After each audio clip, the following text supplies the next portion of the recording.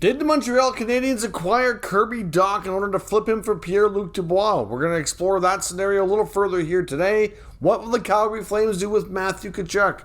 Could he end up being traded? Will the Columbus Blue Jackets be forced to trade Patrik Laine? Could they sign him long term? What is the future of Nazem Kadri, one of the top free agent names still on the market? Plus, we have some more trade talk around other teams as well, like Pittsburgh, and some more signings as well. All that coming up next. So welcome back to another video here at Top Shelf Hockey. As I mentioned, we have a variety of NHL news and rumors to take a look at here today. First up, we do have a bunch more signings, nothing too significant.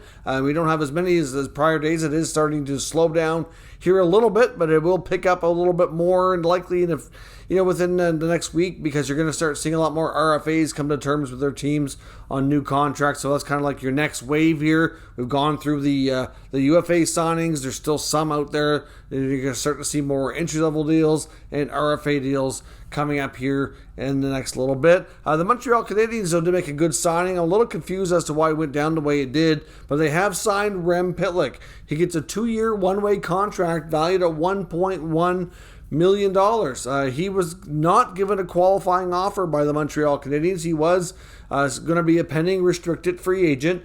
The Habs chose not to qualify him.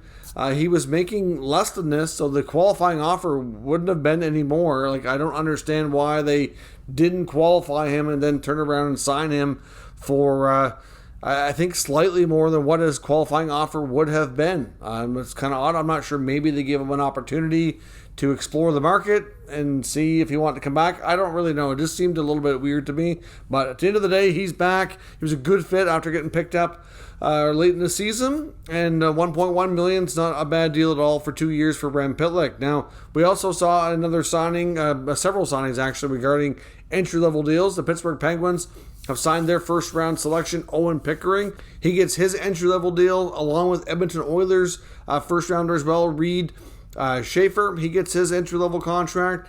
The New York Islanders have signed defenseman Callie Odelius, who's a 2022 second-round selection. Of course, that was their first selection of the NHL draft. And the Anaheim Ducks have also signed their first-round selection for the 2022 draft, Pavel Mitnikov. So that's a bunch of players getting their rookie contracts in place here, which is good to see. We have the Colorado Avalanche signing Brad Hunt on a 2-year, two-way deal, $762 at the NHL level, so a depth signing there. Obviously, Colorado is pretty good on the blue line. Like we talked about yesterday, I do honestly wonder if we will see a trade on the blue line as well coming up, and we'll talk about that a little bit further when we get to the UFA stuff on Nazem Kadri.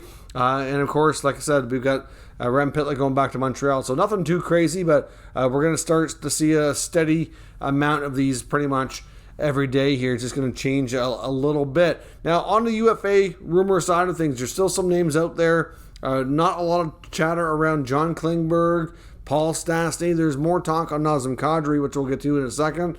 But there's certainly still some names out there. Nino Niederreiter's another one. PK Subban, Phil Kessel. I did see reports today that I wasn't aware of at the time, but apparently PK was told by the Devils that he wasn't going to be signed to a new offer. But they said, it's basically explore free agency. Once we get a little further into it, you never know. Maybe we'll consider bringing you back, but no promises at all. So it's unlikely that he goes back to New Jersey. And of course, we've already seen 2 NHL trades today as well. They have their own dedicated video on the channel in case you haven't caught up with the news here as of yet. But we saw a deal between the Penguins and the Devils sending John Marino to New Jersey in exchange for Ty Smith. And then we saw a little bit more significant trade between Pittsburgh and Montreal with the Penguins acquiring Jeff Petrie and Ryan Poehling from the Habs in exchange for Mike Matheson and a draft pick. That's not something that we've seen coming. And Matheson's not one of the D that Pittsburgh really wanted to move, ideally. But according to Kent Hughes in his press conference he took in after the trade, he says that he insisted on Matheson being included, and said he knows him personally and will be an absolutely great character player for that room to help the other young defensemen and be a good leader on the team. So he insisted on Matheson being included, and the Penguins obliged. So that was a little bit surprising in my opinion, but hey, it is what it is, though. On Nazem Kadri, the big talk I've heard today, though, is that he's talking to a variety of teams, but he has whittled down his list. The teams he's been talking to has been narrowed down, but we don't know exactly who they are. Ultimately, he's decided he does want to remain with a contender, but there was some talk that teams that really wouldn't be considered a contender but have more space, like Detroit and Seattle. I know they were rumored to be interested in making offers to Kadri, so it doesn't look like he's going to entertain those.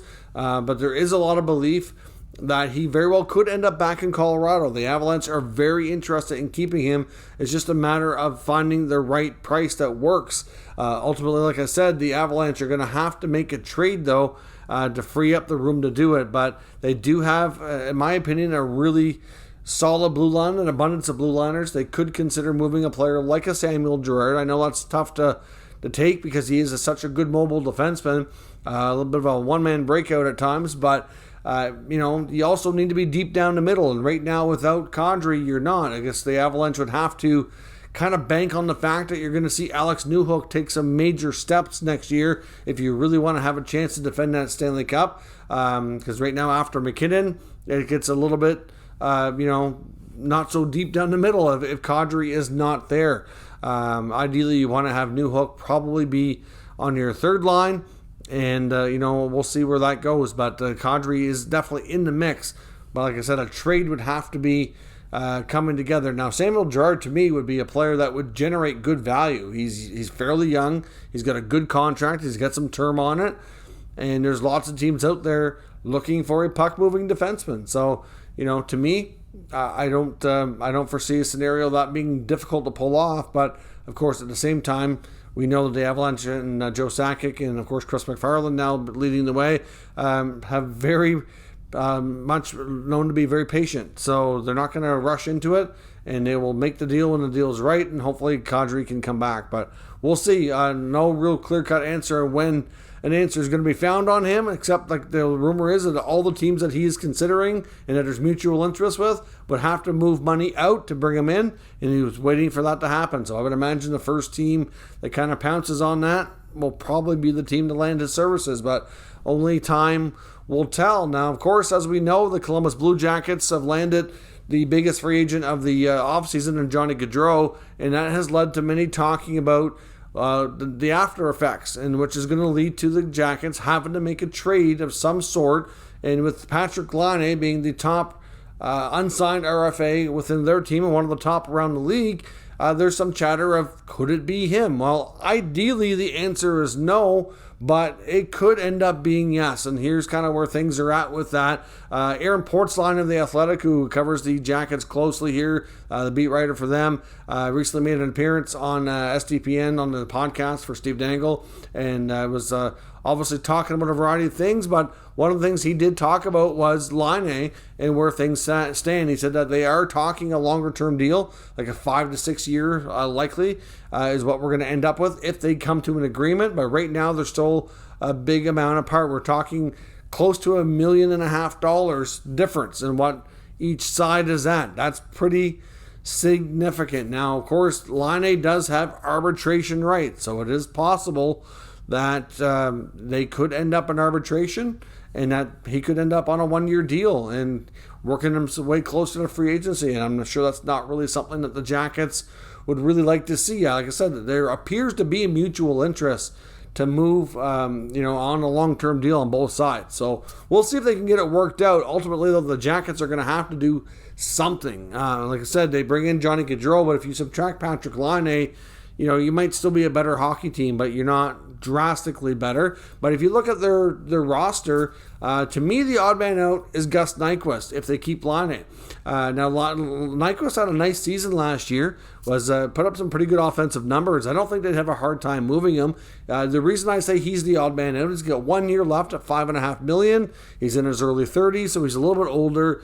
A player that they may not be able to afford to bring back after next year anyway. If you look at their other wingers, obviously they didn't really need a left winger, but they got one and a really good one in Johnny Gaudreau. So you got Gaudreau, you got Jake Voracek, you've got Oliver Bjorkstrand, who's much younger than Nyquist, longer term contract, pretty good value, scoring 20, 25 goals.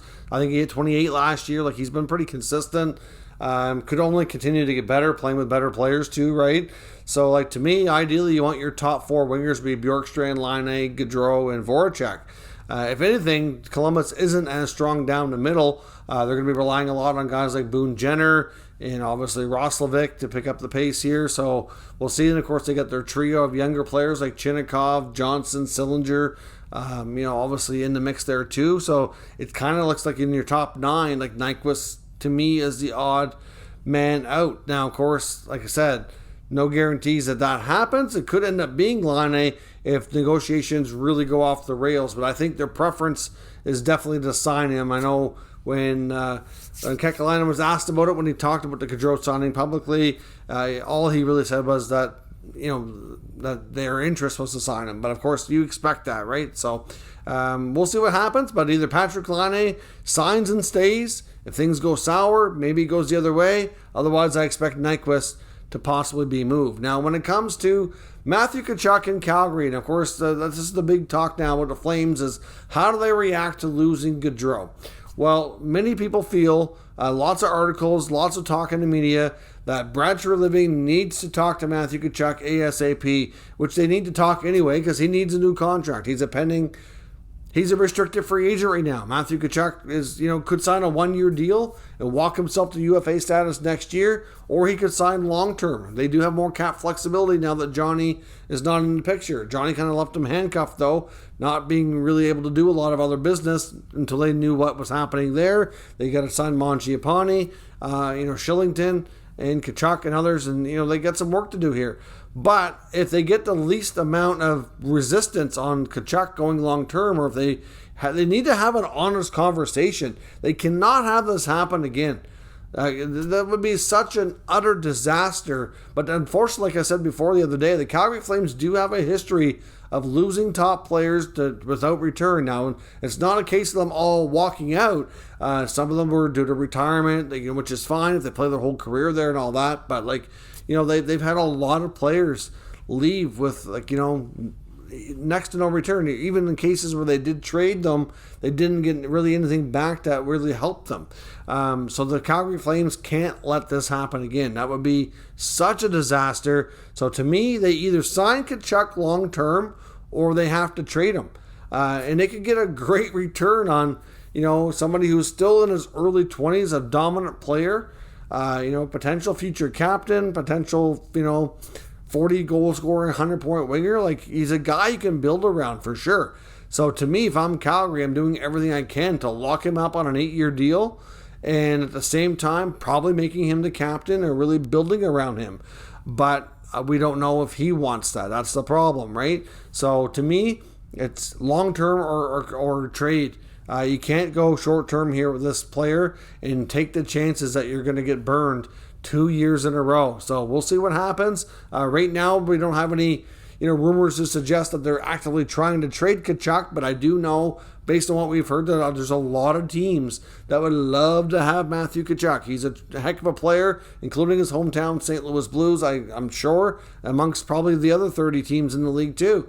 But they're all kind of watching this situation, waiting to see what happens, because if things are not looking like he's going to sign long term, they're going to be calling Brad Treliving and saying, listen, if you need to trade him, here's what I got for you. And they're all going to be lining up to try to get their hands on this player. That's usually how it goes. It's like sharks circling in the water, waiting for the right moment here. So we'll see what happens, but the Flames have some work to do, or they could be in trouble yet again. Now, as I mentioned earlier, of course, we saw the Pittsburgh Penguins pull off 2 trades involving defensemen today, but they've also brought a couple defensemen back, which surprised me. I did not expect this because, for one, the Penguins could use some more cap space, and number 2, they have like 8 NHL defenseman contracts. So to me, I'm surprised. Now, bringing back Ty Smith, though, in the Marino deal, as much as that was surprising, that's not a bad deal at all. He's a former first-round pick, a young defender who could really materialize into being a regular NHL player. I have no problem with that. Obviously, picking up Petrie for Matheson, I don't really know if that makes you better, to be honest, but that's my take. I mean, it could be a case where you could say both sides are in good shape. Maybe it's an even trade. Petrie's I think 6 years older than Matheson. Matheson has a little bit more term. He's cheaper. I don't know. Like, to me, they saved money on the cap with moving Marino, then they put it into Petrie. Not that Petrie's a bad player. Don't get me wrong. I like Jeff Petrie. I think he can still play at a pretty good level here. I just don't know that he really makes your decor that much better. Mike Matheson really had a bit of a breakthrough season last year and really had a heck of a year, and now he's gone.